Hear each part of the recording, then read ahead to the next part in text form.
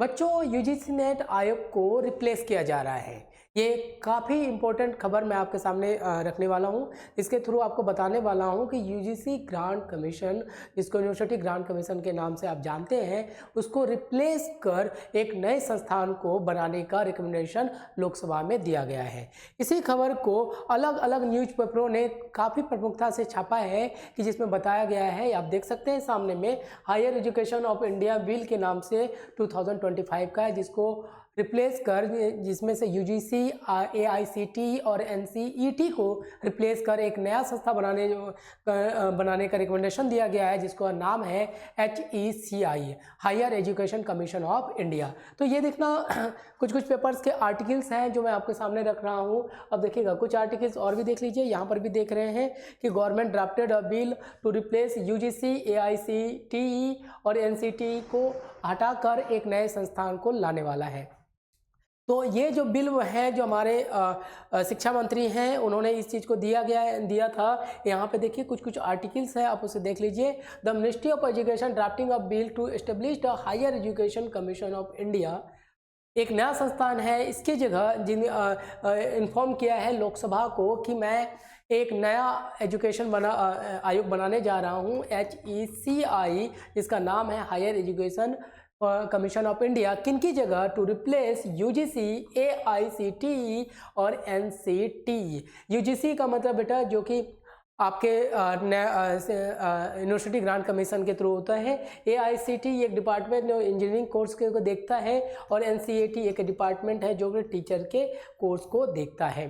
तो ये तीन संस्था है जिनको हटा के इसको लाया गया, और ये जो पॉलिसी लाया गया है, ये रिकमेंडेशन है। न्यू एनईपी 2020 के अंदर एक प्रावधान था जिसमें बोला गया था कि अलग अलग संस्थाओं को एक जगह लाकर इसके ऊपर काम करना, कि जहाँ पे अलग अलग रेगुलेटरी बॉडी काम नहीं करेंगे। जैसे इंजीनियरिंग के लिए एआईसीटी काम कर रही है, इंजीनियरिंग टीचर के लिए एनसीटी काम कर रही है, ग्रांट यूनिवर्सिटी के लिए कोई और संस्था काम कर रही है। इससे क्या होता था, ट्रांसपेरेंसी की कमी आ जाती थी, और दूसरा अकाउंटेबिलिटी कम होता था। तो इन्हीं सारी चीज़ों को ध्यान में रखते हुए गवर्नमेंट ने बहुत अच्छी पहल करी है।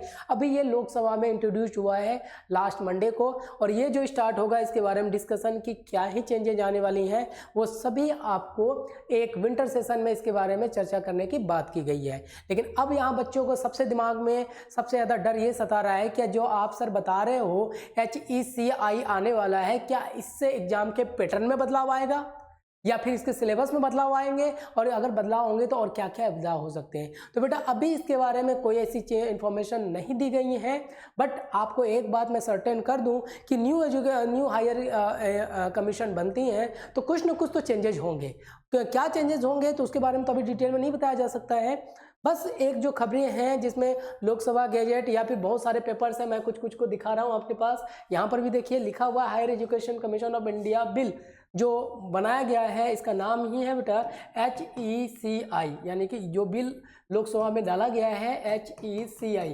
अभी इसके बारे में डिस्कशन होना है, इसके बारे में चर्चाएं चलेंगी, तब देखा जाएगा कि क्या ये सही है क्या गलत है। बट अब ये होने वाला है। अब मैं इसी पेपर को लेकर आपको थोड़ा सा इंट्रोडक्शन दे दूं तो ये देख लीजिएगा।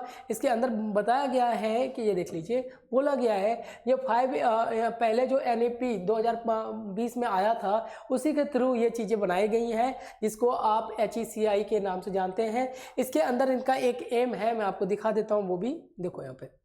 इसका मतलब है लाइट बट टाइट। एक बहुत अच्छा उन्होंने चीज़ें बताई हैं, देख लीजिए। देखो इसमें भी उन्होंने ये बातें बहुत अच्छे तरीके से बता रखी है आपके सामने। ये देखो, देखो हर एक पेपरों में इन्होंने बहुत सारी चीज़ें आराम से ढंग से बता रखा है कि क्या ही चीज़ें इसमें बदलाव आने वाले हैं। वो चीज़ें हैं यहाँ पे था। देखिए इन्होंने कहा है कि ये जो बदलाव आने वाले हैं, जितने भी NCT के हैं, आपका न्यू एजुकेशन पॉलिसी, इसके फ्रेमवर्क के हिसाब से बदलाव किया जा रहा है। इसके अनुसार उन्होंने एक कॉन्सेप्ट डाला है लाइट बट टाइट। लाइट कहने का मतलब अब बच्चे अगर अलग अलग कोर्सेज से काम कर रहे हैं तो उनके कोर्सेज में एक सुविधा हो, सहज हो, ट्रांसपेरेंसी हो। लेकिन टाइट कहने का मतलब है बच्चों को अलग अलग रेगुलेटरी बॉडी में अपने अपने जाके एजुकेशन सिस्टम का पालन नहीं करना हो, एक इसी को बोलते हैं बेटा अम्ब्रेला कॉन्सेप्ट। अम्ब्रेला कॉन्सेप्ट ये 2020 में पॉलिसी आया था कि एक छत के नीचे सारी चीज़ें आ जाना। और इसी के अंदर उन्होंने डाला है कि यूजीसी, एआईसीटीई अभी 3 संस्थाओं को मिलाकर HECI लाने का उन्होंने एक रिकमेंडेशन दिया है। हाँ, इसके अंदर जो चीज़ नहीं है याद रखिएगा, मेडिकल संस्थानों को इससे बाहर रखा गया है, और दूसरा लीगल लॉ के जो संस्थान हैं इसको इससे अभी फिलहाल बाहर रखा गया है।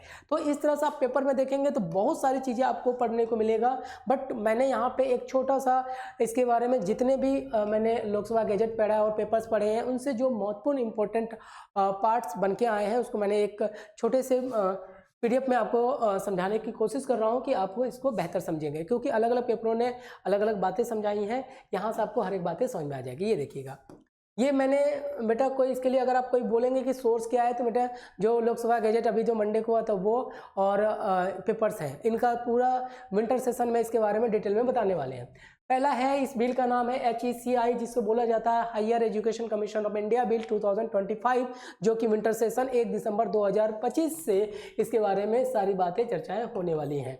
अब इसका इंट्रोडक्शन कह दूं तो वही बात है कि HECI higher education commission of India है, जो 2025 में प्रपोज है through unfill the higher education, जो करना है इसको अनफिल करना है किसे, 3 संस्थाओं को, यूजीसी, एआईसीटी, जो एआईसीटी बेटा एक्चुअली इंजीनियरिंग डिपार्टमेंट में किसी यूनिवर्सिटी वगैरह खोलना है उसका अप्रूवल ये देती है। एनसीईआरटी टीचिंग में होता है, जिसमें बीएड तीएड के सारी चीज़ें आती हैं इसके साथ।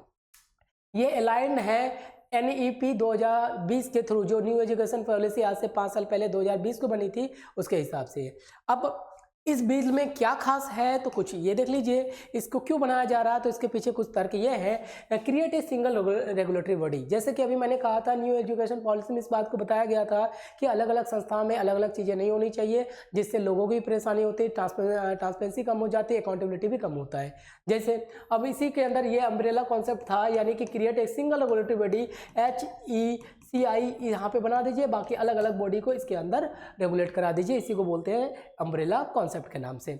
आगे चलेंगे, प्रमोट ट्रांसपेरेंसी और रिड्यूस द डुप्लीकेशन। ये चीज़ें भी बहुत अच्छी है कि आपकी ट्रांसपेरेंसी अच्छी रहेगी। जैसे मैं अपनी बात करूँ तो मैंने इंजीनियरिंग करी है, तो वो संस्था जो मेरी डिग्री आई है वो AICTE के थ्रू आई हुई है। मैंने बीएड करी है तो वो संस्था जिससे मेरे को आई है वो NCTE से आई हुई है, और मैंने नेट क्वालिफाई किया है तो इसके लिए UGC नेट है। तो इस तरह से मेरे को 3 अलग अलग संस्था में जाने के बाद जाके मेरी डिग्री को वेरिफिकेशन होगा, मेरी क्वालिफिकेशन को जज किया जाएगा। इससे काफ़ी समय भी लगता था और साथ साथ डुप्लीकेशन भी होता था कि कोई कहाँ से एक यूनिवर्सिटी से कोई ये कर रहा है वो कर रहा है तो पता नहीं चलता था। उन बातों को यहाँ पे तो दिक्कतें थी, लेकिन अब ऐसा नहीं होने वाला। नेक्स्ट है improve the accreditation and the accountability. ये बहुत अच्छा है। जवाबदेही बेटा, जवाबदेही देखिएगा, देखिए जवाबदेही ये सबसे बड़ी बात कि पहले कौन रिस्पॉन्सिबल होगा कि एक संस्था के पास आपका डिग्री के बाद दूसरे जाए तीसरे जाए, तो अब ये अकाउंटेबिलिटी यहाँ पे आपके पास होने वाला है, सबसे बेहतर है। इनहेंस द इंस्टीट्यूशन ऑटोनॉमी, यानी ऑटोनॉमी मतलब कि अपनी स्वायत्तता पे काम करने का पूरा चीज़ें होगी, अलग अलग चीज़ों को एक साथ करने की ज़रूरत नहीं पड़ेगी। अब अभी मैंने कहा कि सर आपने कहा कि इसमें अगर बदलाव होते हैं तो क्या सिलेबस वगैरह में बदलाव आएंगे, तो बेटा जैसा इनका अभी फ्रेमवर्क बन के तैयार हुआ, जैसा इनको इंट्रोड्यूस किया जा रहा है उसके ब्याह पे बोलूँ तो बिल्कुल होने की संभावना है। कई लोगों को तो मानना है सब नेगेटिव होगा कि नहीं, तो बेटा परेशान मत होइए, जो भी होगा बहुत बेहतर होने वाला है, सबके लिए बहुत होगा। तो देखिएगा इसके लिए क्या किया गया है, बदलाव का जो मैं कारण बता रहा हूँ कि ये इसलिए बता रहा हूँ कि HECI को 4 अलग अलग बॉडी द्वारा गवर्न किया जाएगा या फिर रेगुलेट किया जाएगा।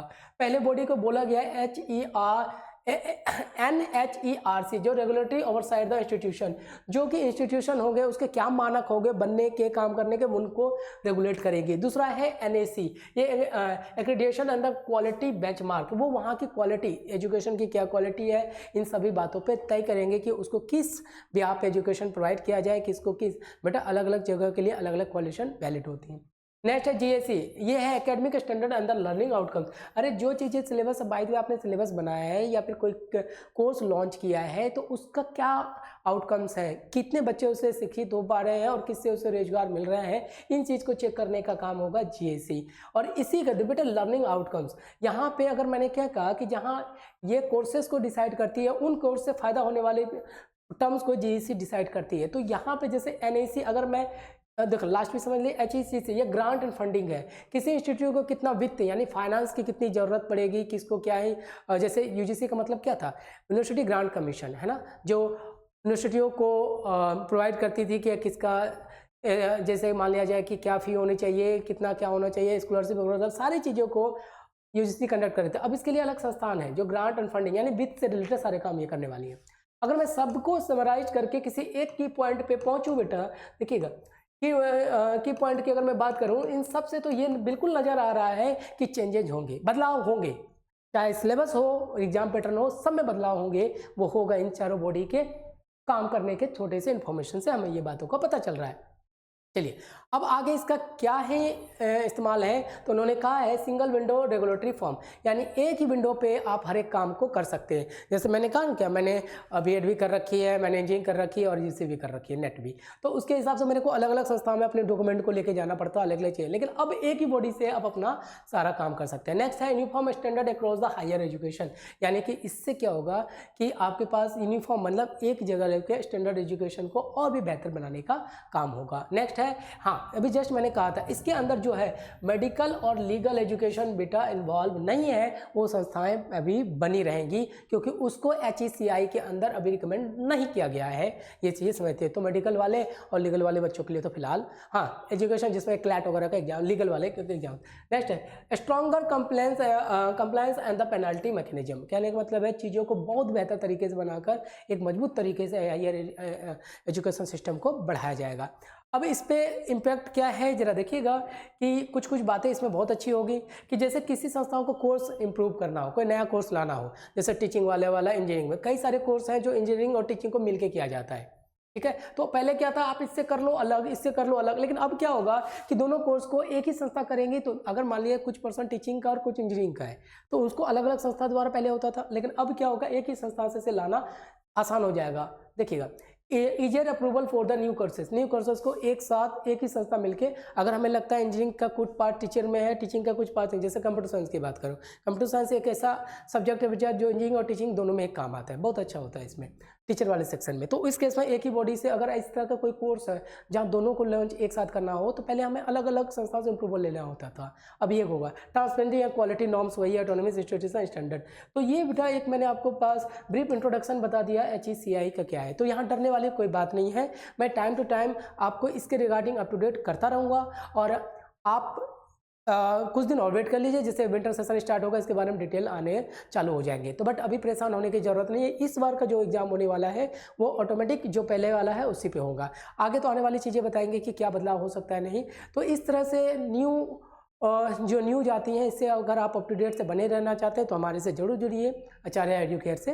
तो ये इंस्टीट्यूट ओनली स्पेशलाइज्ड है UGC नेट के सेक्टर में, जहाँ पर काफ़ी बेहतरीन टीचर्स की टीम और असाइनमेंट नोट्स एस्टिमेटेड सब आपको मिलेगा, जो आपके जो JRF और नेट करने का सपना है उसको साकार करते हैं, क्योंकि हम इसी पे स्पेशलाइज रखते हैं। तो इस तरह से नई बातों से और भी जुड़ने के लिए हमसे जुड़िए आचार्य एडुकेयर GT नगर दिल्ली से। थैंक यू बेटा।